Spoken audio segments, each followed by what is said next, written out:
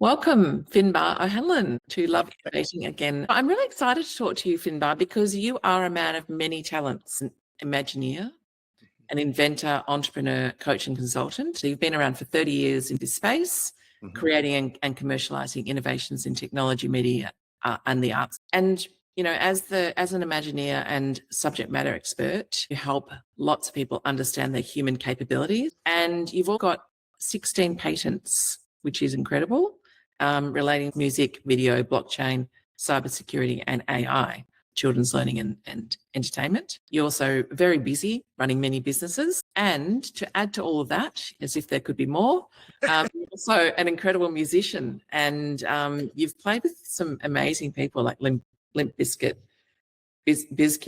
Sorry, I always say Limp Bizkit as a joke in my family. Yeah. The Cure, and you've also created incredible music for film and TV. And then more recently, you've taken on a very strong leadership role in G.I.N.I, the Global Innovation Institute, which comes out of the US, and a certified innovation professional, a certified chief innovation officer, and a subject matter expert for creativity, being part of Capability Code. So welcome. I think we're out of time now after that introduction. Yeah, I was just going to say, thanks for everything. See you later.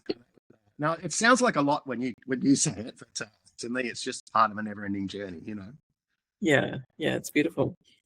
Great. So we've heard what you've done. What are you doing now? I'm spinning a number of different startup concepts, innovative technologies that I'm bringing to market in various capacities. I do a lot of coaching around AI, human capability standards, and I get called in to do a lot of consulting, new product validation, market penetration testing, a whole bunch of different things, from large organizations like government departments looking to build a enterprise innovation framework for culture and that side of it, right down to startups who are saying, look, we've got this idea, how do we scale it? Or is it really an idea? Or how do we apply AI to it? Or whatever. So I just fumble around the edges and get called in to do lots of weird and wonderful things, and I love weird and wonderful things. They're my special.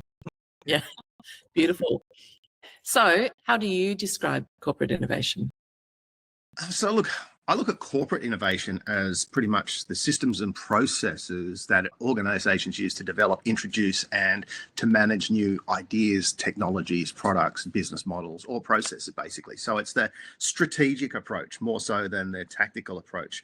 So it's setting up the actual parameters that the culture, the innovation can thrive in. So that's what I really talk about, even though it is really tactical and strategic.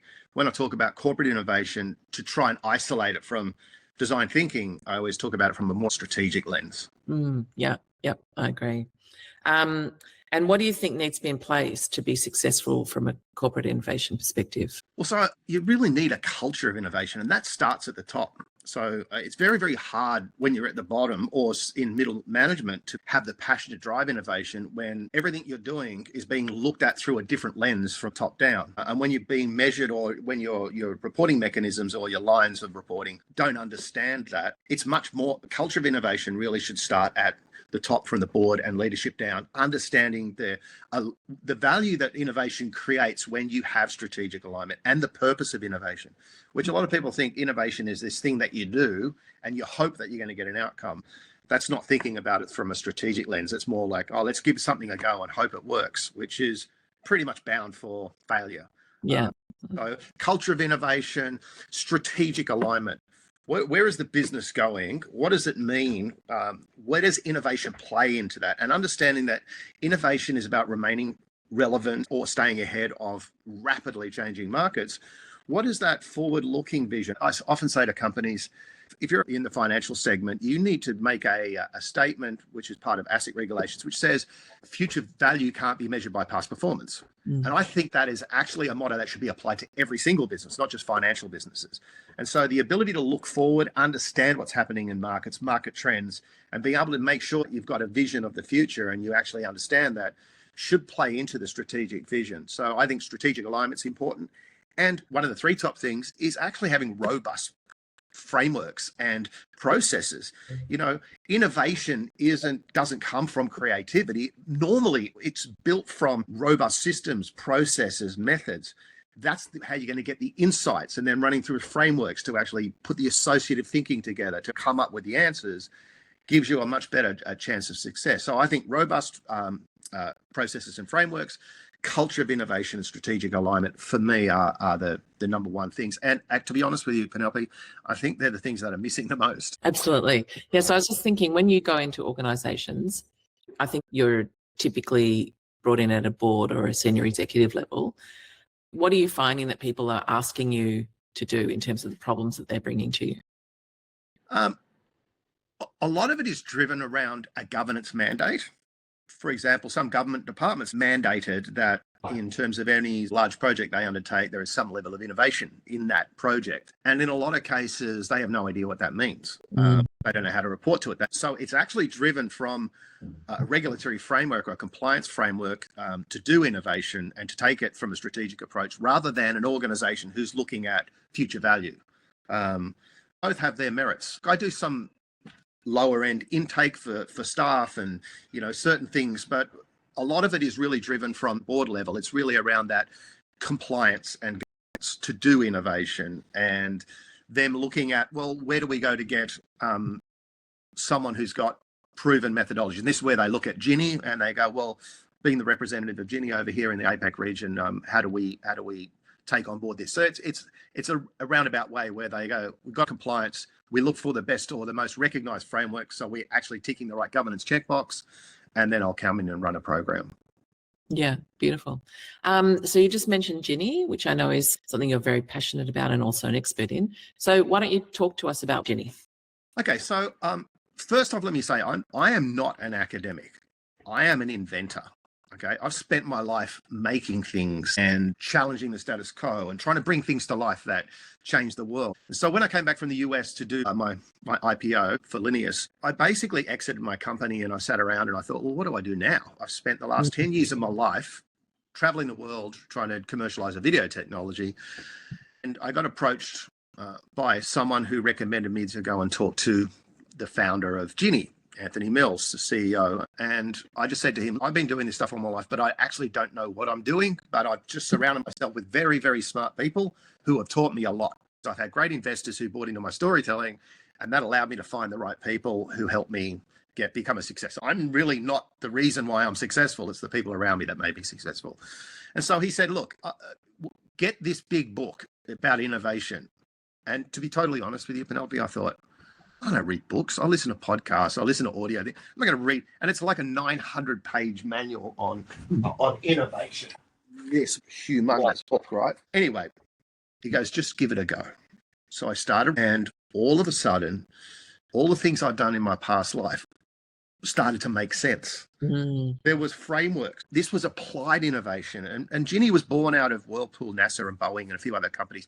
People coming together who ran innovation in these companies, who weren't academics. They were people who built innovation in large enterprise. And I was like, wow. And so whilst the book had a lot of information, it was sort of like a jigsaw puzzle that was showing me paint by numbers. And it formed a map for me. And I got really passionate about it. And so much so that the CEO was like, wow, you smashed these exams, and you got your certifications. Amazing results. Basically, the G.I.N.I process is taking the world's best knowledge in a whole bunch of different disciplines and principles and taking you through a journey of how they tested them and where they came to an outcome of, this is why we use this for this, and this is why we use that for that. And the whole 3 zones of innovation and some of their frameworks to me was like, wow, this makes so much sense. I've lived a very successful life from being this guy who's pretty weird, who just does things that no one understands.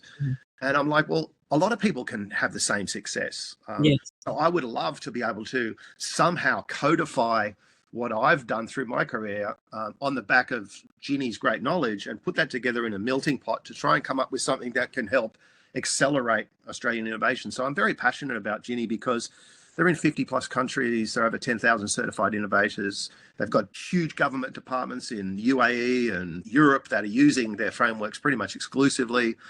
And so I know this stuff works. And I knew that innovation in Australia, in my view, is no really core definition or understanding of the Australian culture of what innovation is. And because of that, it's a lot easier for people to jump on and say, I run an innovation department. And after them all failing, I think a lot of these organizations thought that innovation's a waste of time. It's a big cost center, just because a lot of these people could just say they were innovators, but they didn't actually have to have any sort of evidence around it or something. Well, you know, Penelope, I caught up with you too. When I came back to Melbourne, like we started doing dinners. It's like, who are the best innovators around? And obviously you're one of them. And it's like, how do we bring people together, great minds, and with no ego, just trying to think about things in clever ways. And I don't know, I think I'm probably the dumbest innovator around, but I've been very successful through the help of others. And it's like that connection and the power to collaborate with people and idea network for me is a big part of my success. Let's just state on the record that you're not a dumb innovator. Well, yeah. All right. Well, but you do have a gift of bringing lots of great people together and really enabling people to connect and collaborate in interesting ways. That's one of your superpowers in a long list of key skills and attributes. So how do people access G.I.N.I, and how do they get some of the goodness that you've just articulated into their worlds? Yeah, so there's a number of things. You can go to G.I.N.I, which is G.I.N.I is the Global Innovation Institute. So GINI.org, and you can have a look at their site and all their different courses and credentials. I am the APAC region's only certified authorized training partner. I've set up a business called the APAC Innovation Institute.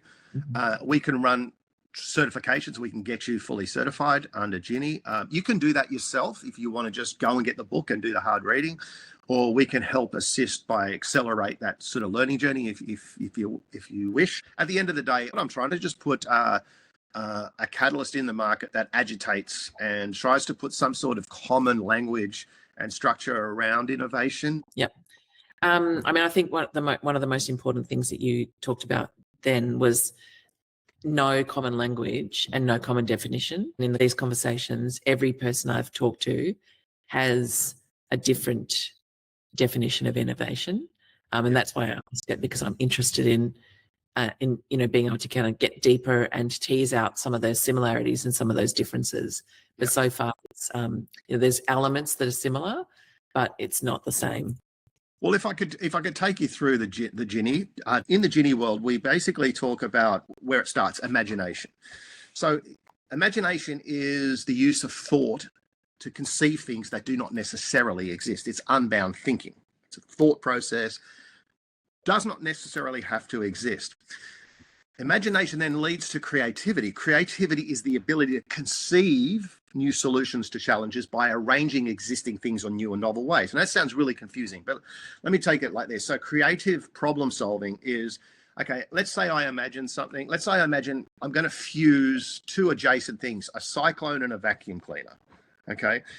That's at one point never existed. So creativity is, well, how do I take a vortex and put that into a plastic container where you start to piece things together? An iPod is like something that's shaped like a cigarette lighter with a hard drive in a mini thing and a display.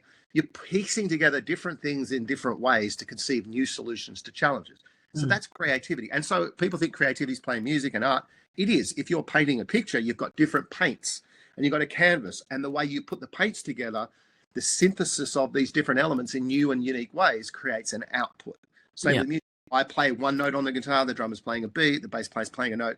Together, the orchestration of those in different ways is the art, is the creative process. Then we lead to invention, and why it's different to innovation in G.I.N.I language. So invention is the creation. You create something new that produces new effects in a way with a new outcome. You're taking, in some cases, an imagination, using creativity to problem solve, and then invention is where you create something new that produces effects in a new way. But innovation, in terms of the G.I.N.I definition, is the creation of something new that creates more value for its users, business or society. Its effects must be measured. So if we take, say, the Dyson vacuum cleaner, the imagination was the cyclone and the vacuum, put that together. The creative problem solving is putting all the parts and the different sort of bits of science and elements and marketing and packaging. The invention is when it was created, but the innovation was when its impacts were measured on someone other than the creator. So innovation from G.I.N.I's perspective is it has to be something new that creates new effects in a new way. But the differentiation between invention and innovation is the measurement and impact on its value. So And that's why innovation is an outcome more so than there is an innovation process, but innovation under G.I.N.I's language is the outcome of the measurement. And that's how that journey sort of flows. And when I'm running workshops, I say to every single person, think of any product that's transformed your life, anything. Doesn't matter what it is that you think is amazing. Go back and research at what point it was imagination, at what point it was creativity, at what point it was invention, and what point it was innovation. And that helps people frame and start to go, I can now see where these parts of the journey sort of exist. And that's why when you run strategic innovation and you run processes and frameworks, those processes and frameworks are about creating an outcome where someone else's value, business, market, has got value from it. And this is where applied business innovation makes sense. So strategic alignment is about creating something that drives the business value forward or remains relevant to markets rather than just creating new things, which is more like an invention. That was a very accessible explanation. Yeah, well, thank you. I hope so. Great. So I like the way that process or approach you've just outlined connects those dots really effectively, and so you can actually understand, where you might play or where others might play, and where you can kind of enhance success, and where you've probably got some levers to pull in terms of creation. Yep. Well, in terms of creating. Now, I know one of the things that you are focusing on at the moment is around human-centered AI. Yeah. So can you talk to us a little about what that is and why it's important from an innovation perspective? Sure. So in looking back on my life and codifying my life, I've always been this guy that no one really ever understood, and I never understood myself until I went back to codify it. I realized when I went to school, I was one of these kids that was always very curious. I was always trying to look for things beyond what people said were the problem. I was looking for the problem behind the problem, if there was one. I was looking to validate something. I went to a Christian school and they used to tell me stuff about religion, and I used to ask questions like, how do you know? And I used to get in trouble for that. But I was just constantly curious. And then I also realized that the inventions that I always come up with is because I knew the problem behind the problem that no one else could really see. I could connect that in ways that other people had never been able to. And therefore, it allowed me to create these inventions that in some cases raised tens of millions of dollars and built offices around the world. And so I started working with a guy called Dr. Marcus Bowles. He's one of Australia's top academics in workforce and human capabilities. He wrote the Australian Human Capability Standard. So I started working with him, and he started explaining again, like G.I.N.I did, but around human capabilities. So what's happened in the past, I say we've been educated into a world that no longer exists, okay? We've been brought up through an education system that's teaching us to think that skills are the primary focus of future workforce. So, okay, I've got certain skills in finance, so I'm going to go into this role. I've got certain skills in coding, so I'm going to go into that skill. What's happening with AI is it's shortening the lifespan of skills. So as we move toward, just from where we currently are with AI, say like AGI, the concept of the new workforce is the markets changes so much. So the jobs that used to exist are now being replaced. And so when someone only has the skills to fill that job, and that job now is being optimized through things like AI, people don't have the skills to be adaptive. They don't have the adaptive mindset. They don't have the associative thinking. They don't really practice critical thinking. They don't understand lifelong learning. They just think that we'll get to a level of expertise and now I stop learning and I just make money from my career. And so these are challenging to a lot of people because they think, oh, AI is taking my job. I've now got to go back and learn a whole heap of new skills. And the problem with learning new skills is in 5 years' time, those skills might no longer be relevant. Redundant, yeah. Yeah, so the prevailing thinking now is human capabilities are the enduring things that are going to be what future jobs are going to be built on. And sure, skills are going to be important, but as skills change, your ability, if you've got an adaptive mindset and you understand 2, 3, 4, 5 different things, disciplines, or you're passionate about 2, 3, 4, or 5 things, the ability to synthesize those, gain insights is where a lot of the future value in a workforce is required. And so when you're a big organization like a Telstra or an ANZ, you've got a huge workforce. One of the biggest challenges you have is technology's coming in. what does it mean to our workforce? How do we go through hiring, firing processes? We get people that spend years learning their craft. That's being shifted. We need to now build human capabilities into our workforce. The new talk is organizations not working as mechanisms, organizations working as organisms, whereby you have small team leaders and you have teams adapting like cellular organisms with different human capabilities to problem solve and to come up with new solutions. So where that comes into an AI perspective is I work with a number of AI industry experts and I do a lot of workshops. I built a 6-stage strategic framework around AI. And the very first part of it is AI mindset. So how do we build a mindset? How do we learn the tools to unlearn the things that don't actually serve us? And what does that mean? So basically, AI mindset starts with 2 very basic learning techniques: critical thinking and associative thinking. Now, critical thinking is to be able to see an argument, a problem, a solution from multiple different lenses and evaluate those based on available evidence, okay? By doing that, you learn empathy because you're looking through a different lens. You're learning discovery. You're through associative thinking, which is putting things together that don't fit. You're learning to see connections, patterns in data. So this builds an adaptive mindset. And those 2 things take away a bit of the fear of AI and start to ask you the questions of, okay, well then how might I use my current skills with human capabilities to be a much more supercharged person that works in the world of AI. And that's the number 1 thing in the 6. Then we go to strategic alignment, then we go to process, and then it goes into data management, technology, and AI governance. But it's all led from humans. And I think a lot of people talk about AI as AI, the tech. And I think that that's the novelty part, which is now starting to wear off. And people are going, well, how do we make money from this? Yeah. And that has to have strategic alignment. But if you don't have the right mindset from the get-go, you're doomed to fail. I agree. Yeah. I've been living a portfolio career for 4 years now, but equally I've woken up every week in my life saying, what am I going to do with my life? Because I do so many things. And the skills you're talking about in terms of the adaptive learning piece are critical in being able to see the linkages and also see where things, see around corners a little bit to see where things might go. Yeah. So I'm 100%. People often say to me, how do you do so many things? One, you're playing music, you're scoring an album, then you're public speaking, then you're coding something, then you're building a startup. That makes their head hurt.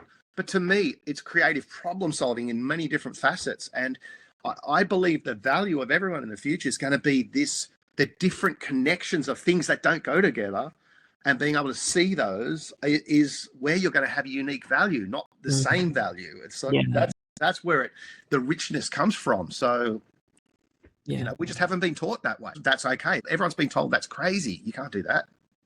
Yeah.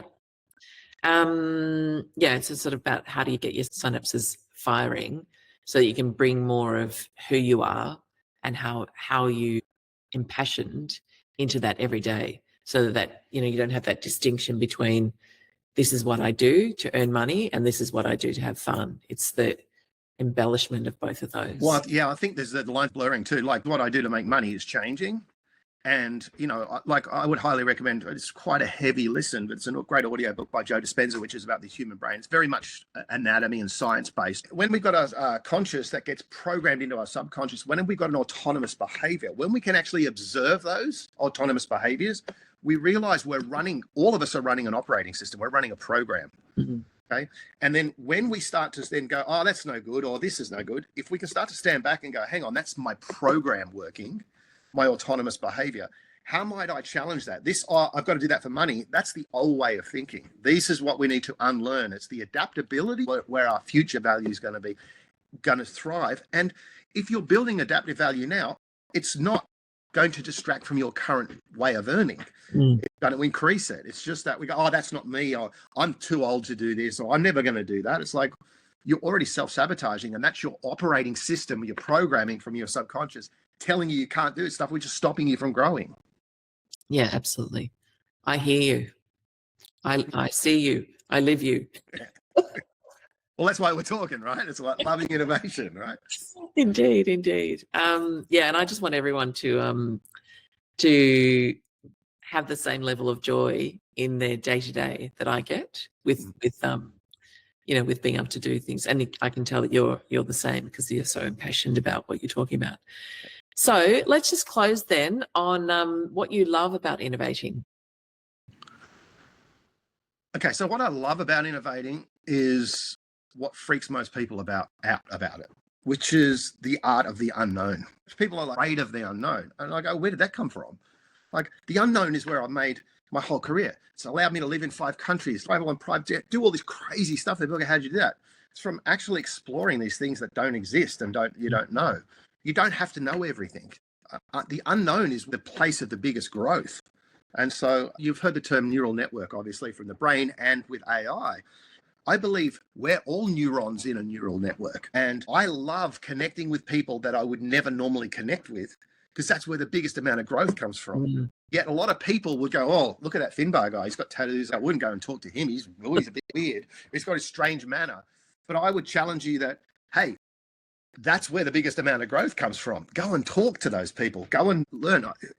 I had this great investor who was part of Universal Studios in America. I was living at Venice Beach, and he came to me and he's like, we got a writer's strike back in 2012 or something. What ideas have you got for my writers? And I'm like, oh, I don't know. I don't know anything about your writers. And he goes, well, this is what you do. And I was like, well, have you talked to any homeless people down on Venice Beach? And he goes, what would I do that for? And I go, every one of them's got an amazing story. Every time I give them money, I ask them to tell me a story and I'll give them some money.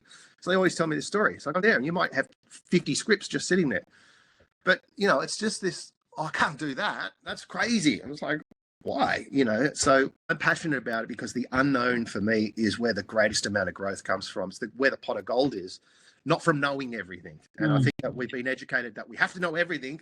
Otherwise, if someone sees that I don't know, oh my God, my brand, my personality, I personally think that is a flawed hypothesis. I think that there's so much joy can come from you infusing your passion into your work and for challenging, not being chaos, having robust frameworks and processes, but doing it in a way that you're exploring, you're becoming an explorer. At least that's what I think. Yeah. So for people who are working in innovation roles at the moment and thinking like just getting through the day is really hard because I'm having to foist change onto people and teach people new things, etc., what are a couple of tips that you give people? First tip would be in exactly what you just said. If you're trying to force anything on anyone, if you're beaten down, if you're struggling, you're not doing it right. Okay. Take that amazing innovation brain of yours, right? Take a step back, take a breath.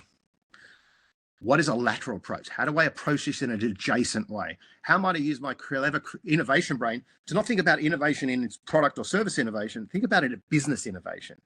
How might I come at the organization different? How might I talk through a design thinking or human-centered design lens by purely praising those leaders, but reversing everything on their mind in terms of, like, if you're swimming upstream, change your stream. And there are cool people around like yourself, like myself.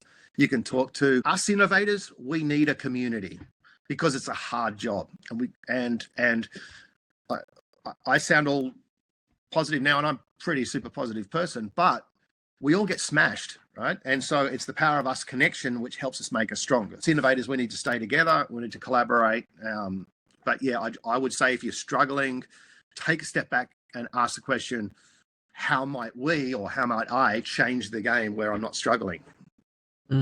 Yeah, I agree. Beautiful. Thank you. I've really enjoyed hearing about My crazy life. I'm just thinking how to summarize.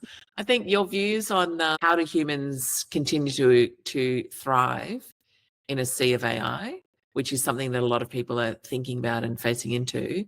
But how do you use a lot of the innovation techniques and the innovation frameworks and the way that we think through a problem to set yourself up in the best way and be as adaptive as possible? So I think you've really outlined some great things to think about and also some opportunities to recast your thinking, which doesn't take a huge amount of time, and to start rethinking and relearning how you might approach the world. So yes, with that, I would say thank you for your time. I've loved it. I love I also love the space in which you're sitting. Oh, yeah. reflective of all of your interests.